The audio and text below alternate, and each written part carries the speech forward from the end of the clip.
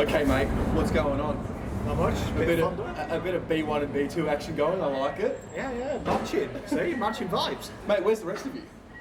I'm shrinking. I've noticed on the face, on the camera. I'm starting to shrink. Where is the rest of you? How's it all going? Yeah, really good. Yeah. Good to hear.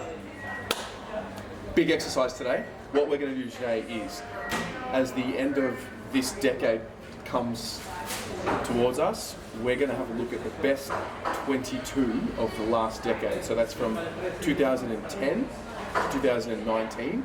We're going to put a team together. There's probably going to be some that agree, some that disagree. The one thing I learned from this exercise as a whole, we're shit. It was a tough exercise, wasn't it? Because you go, like, I was going through the stats and I was like convincing myself there's no way he was the best player for that position. Yeah. And then you're like, wow. Well, there's a few things we had to quantify. Like, we didn't put Sam Walsh in because he played one season, and there is an argument to be made that his one season was better than anyone else's, 2 or 3 seasons in the early part of the decade. But there's a few things, obviously, guys that played finals, guys that played well in finals. So we're going to run through them from each line and talk a little bit about them, starting with the back line. So Zach Tui, Michael Jamison, Cade Simpson. We'll start with Tui. He probably played, did he play his best footy at Geelong? Probably. I'd say his last year at Carlton and his first season at Geelong were probably, for me, best to watch. He was our guy that was playing on the Dustin Martin types. Now, Dustin Martin wasn't the recent version of Dustin Martin when Tui was playing on him, but he was the guy that was playing on those small, medium type forwards, tough defender, hard at the footy. I thought he really deserved that back pocket spot. Yeah, kick. What a kick on him as well. Yeah, that's right. That guy could turn defence into attack with one little booming peg. Yep. Great to watch. Jamo was a stalwart of our defence for a while. He was a guy that came on later in his career, but just a rock in defence. And I remember, I really miss Jamo. I mean, obviously we've got Wiedering now, we've got Jonesy now, but I don't think either of those have really reached the heights just yet of what Jamo was able to do. He was the best fullback we've had. I was going to say, he reminds me a lot of Wiedering. Yeah. I can see a lot of Wiedering in him. The fact that he's reliable, he sticks to his task, doesn't get distracted, does the simple things. He's a big favourite of mine. And Simo in the pocket, I think it's fair to say that the back line, this line here is pretty straight up. Like, Simo has to be in there for obvious reasons. I don't really want to make a case for him, but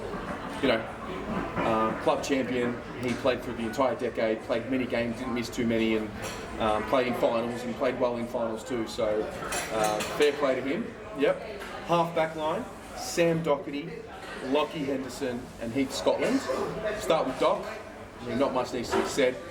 He's the only one apart from Cripps in his team, and I guess Murphy as well, who made an All-Australian, Juddy, who made an All-Australian team. Captain of the side now. He's been missing for 2 years, which probably also goes to show that we've been lacking a little bit in that area. But yeah, Doherty's a no-brainer for me. Great user, ever reliable. He's hit the ground running when he plays. Yep. For us for the first time.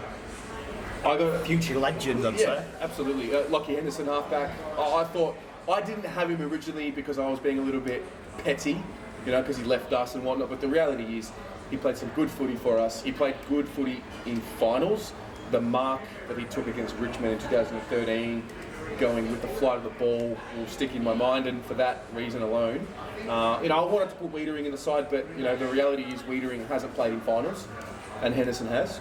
And he's played well in finals. So you look at Lockie Henderson's record as well for us. It was phenomenal. Yeah. We kind of really underappreciate because of the way he left. Yep. He was so public about going to Geelong. Yep. But he was a super player for us. Absolutely, and then Heath Scotland. No brainer that. We haven't had a guy like him since. On both sides of his body, great kick of the football. I thought he was unlucky not to make an All-Australian squad or a team one year. I thought he had a really good year. I can't remember what it was, but reliable. And I mean, the beauty of this exercise is you get nostalgic and you get the memories back. And there were so many good memories of Scotland. Ultra reliable guy, and really do miss him in the side. Oh yeah, I mean, he was the ultimate backman, wasn't he? 50 metres with both feet. Yep. Like, could do everything, used it well. Yep. Decent pace, good in the tackle, good in the air. You'd have him back. For sure. Let's go to the midfield. We got Murph, Ed Curnow, Bryce Gibbs. Pretty straightforward with Murph. AFL MVP 2011. Yeah, I have a massive bias towards him, as you know. But Global Broad fan favourite, so he was in there. Yeah. He was stuck in. So love Murph in there. Probably unlucky not to win a Brownlow as well. That year he was flying. Was it 2013? Absolutely flying. Yeah. So for me, like he was probably deserves a premiership at this. Hope so. Hopefully we can get one for him at the later stage of his career. Ed Kerno's a good story. Like Murph's a star. He's a number 1 draft pick. You expect him to be there. Ed Kerno really earned his keep. I remember his first game. I think we played Adelaide at Etihad Stadium. Could be wrong on that, but I remember him hurting his shoulder as well early in his career, and someone trying to bump him, and the guys getting around him. And then from that moment on, he just got better and better and better. And he's a great example of a guy that we picked up, as a bit of a gem, a bit of a steal, and he's gone on to be a club leader, Yeah, a guy that when he was drafted looked 35, so he's getting to the age now where it's starting to catch up with him, and he looks younger than he is. Yeah. But no, super football, like, real good sign of what hard work and endeavour does. Yep. Real good player, solid player for Carlton. And Bryce Gibbs came on a little later than what we wanted. I guess when you're a number 1 pick, there's a bit of an expectation you come in, hit the ground running, and to be fair, he did. Then he was sort of moved to a half-back role. I remember him having 45 touches against West Coast at Etihad Stadium one day, and that was really good. And then he struggled a little bit, and then Murph went down, and he had to really just take the mantle. And then, his last 2 or 3 seasons with us, he really started to grow. And obviously he's with the Crows right now, but he's definitely part of the team of the decade for us, in my view. Oh, when you think there's only I think there's 4 All-Australians in this 22. Mm-hmm. Hard to believe Gibbs never got one. Yeah. Because he was in a horrible side. Yep. And was one of the top performers, particularly his last year with us. He was phenomenal. Yep. Always did the work. I mean, it probably traded him at the right time as well, because you see his career has kaplumped. Got the value for him, 2 first-round picks. But great player, the man bun from the south, always a favourite of mine. Absolutely. By Bryce. The forward line is where it got tricky, and it goes to show, this is where we struggled mightily since the end of Brendan Favola. So half forward line, we've got Mitch Robinson, Jared Waite, and Andrew Walker. Now Robbo, his best footy has been when he played at Brisbane, but he did play some good footy for us. He was tough at it as a hard nut. Played in the finals as well, obviously. So for me, he gets the spot there. How did you see that one? I kind of picked Robinson more just based on his total career, if we could have it. Yeah. But I mean, he did wonders for us. He always had good games. Yep. I mean, it always makes you think if only Instagram was around the time when Robinson was on the beers at Carlton. I bet that would have been great viewing. It would have been, Super player in his own right, and probably one of the few players who's left us in recent years you'd welcome back with open arms. Absolutely, and good luck to him. Jared Waite, goes without saying, he's a really easy pick. He was the best forward that we've had since Fev left. Obviously plagued by injury, always had a suspension here and there, but for me, there's no doubt that he's, out of the last 10 years, last decade, he's definitely been in the best 22. Oh, definitely. He was brilliant for Carlton as well. Yep. Unlucky with injuries.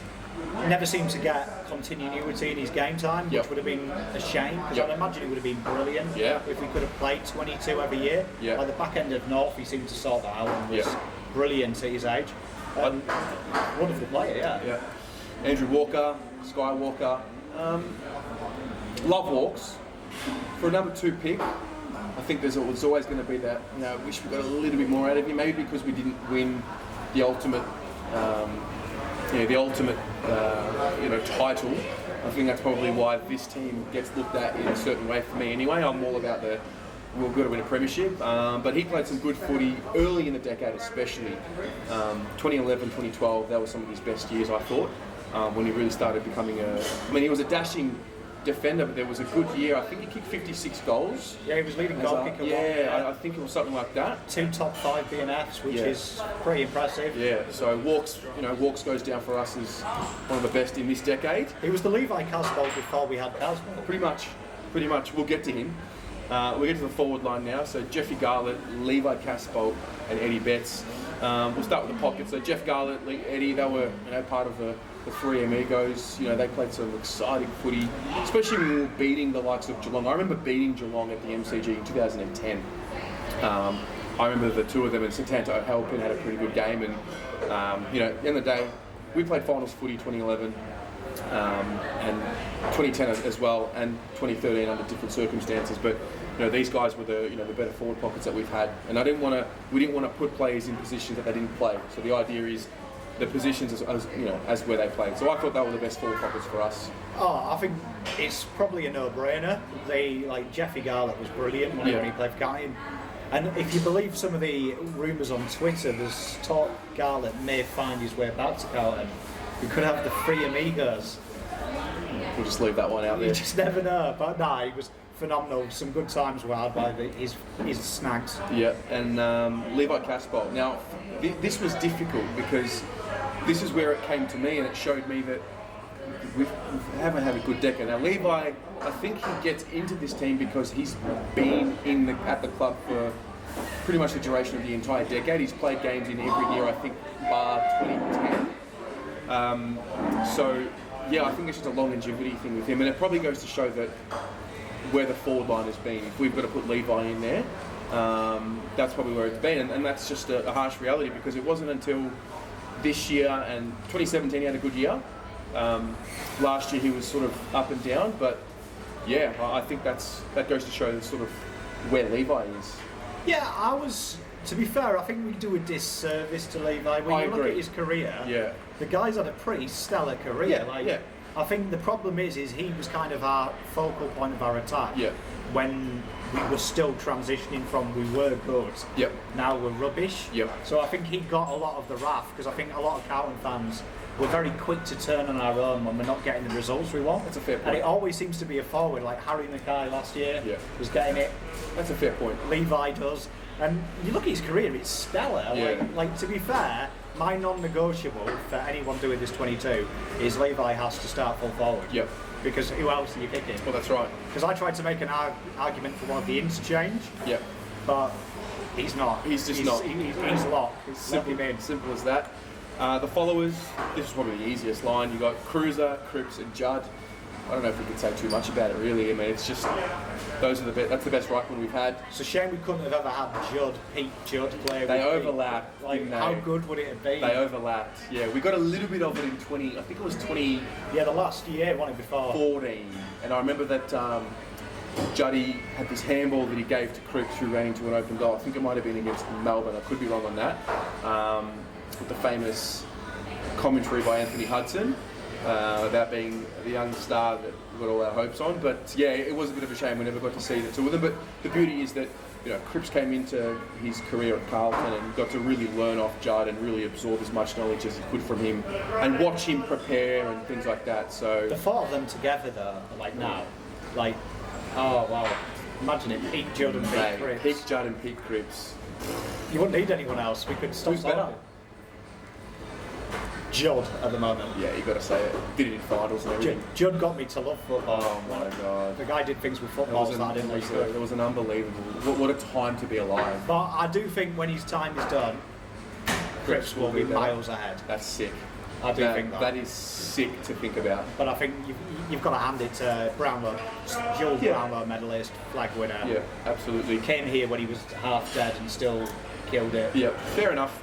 Interchange bench, we've got Carazzo, we've got Chris Yarran, we've got Andres Everett and Matty Wright. Carazzo is another one that sort of falls in that Walker category, maybe even the Simo category, just club legend, put it on the line. I remember he sort of came into the league and established himself as a midfielder in the early 2000s, and then once that decade turned and we had Murphy and Gibbs drafted, he started to play that tagging role that Ed Kerno, I guess, now plays. And he just fought for the club tooth and nail. We love Andrew Carazzo. He's a fan favourite and always will be. So he was a legend, wasn't he, Carazzo? I remember he was one of my favourites. Yeah, I remember him doing a job on Scott Pendlebury 2012 round 3 Friday night when we belted them, and I remember him doing a good job on Pendlebury that night. And he was a real just hard-added guy, and he could go, if he wanted to, he could average 27, 28 touches a game because he was a good ball winner, but he really sacrificed his game for the betterment of the team, and so he gets the nod here. Chris Yarran had a few really good years for us, especially when we were playing finals and Rats was coaching. Cross halfback, he was electric, and I think he did enough to slot into this team. He was so good, and there's a lot of rumours at the moment that Sauce needs to be sacked and the fans are turning against him. Yeah. Sauce was a genius for getting rid of him at the time he did. Yep. Because never played a game for Richmond. Yep. Like, that's one of them reasons that I always think, you know, we got the best years out of him, and Sauce has done that time and time again. Good players have left when they've gone suddenly rubbish. 100%. But Yaren, the class, the skill, the line breaking speed. He was Hooley before Hooley existed. 100%. It's true. It's a good point. The next two are. They probably go to show where we've been. Like Andres Everett, he won the goal kicking for us. He was brilliant. In a year. He was solid. You got to give it to him. And it goes to show if you have 2 to 3 solid seasons in this decade, it gets you the nod, really. He looked like a star, didn't he? The physique, the cool hair. He had the celebration with the 2 pointing fingers. He had the swagger. Yeah. He just looked like he was. He acted better than he was. Yeah. You just loved him though. I forced that one in. 100%. And Matty Wright, the other one, who led the goal kicking. In the year. Hard to believe in it. Yeah. He was really good, Matty Wright. I think these two will be the ones that are debated. Whether you want to put I don't know, whether you think we should be putting a Sam Petrevski-Seton in yet, or a Sam Walsh, if you want to make the argument that his 2019 is better than anyone's last, 10 years. I don't know, but I think it's a fun exercise. There is no right and wrong, because everyone's got a different perception. I found it depressing. Yes, same. Because I'd look at someone and think, oh, Tui was good, and then I'd be like, must have been someone better. Yeah. And then I'd look and I'd be like, wow, he is the best. Yeah, like we had position. We had Brock McLean that was there, but I wouldn't have him in over any of the midfielders. We had Richard Hadley, but again, it was 1 year. I tried to throw Paul Bauer in there. Yeah, Paul Bauer. I was having none of that. Get him in, because he had a brilliant noise. Yeah, so that's the exercise. I really want to see what you think. Write a comment below, get the template here, and write your best 22 for the last decade, and let's see how this goes. Because I think this is going to be a really interesting exercise to see. I think for the most part the spine is going to be there. There's probably going to be 2 or 3 guys that are different, but this is as best as we could come up with. Everyone's qualifications are going to be different, so let us know what you think in the comments. Write your best 22 from the last decade, and let us know what you think about ours. Cheers.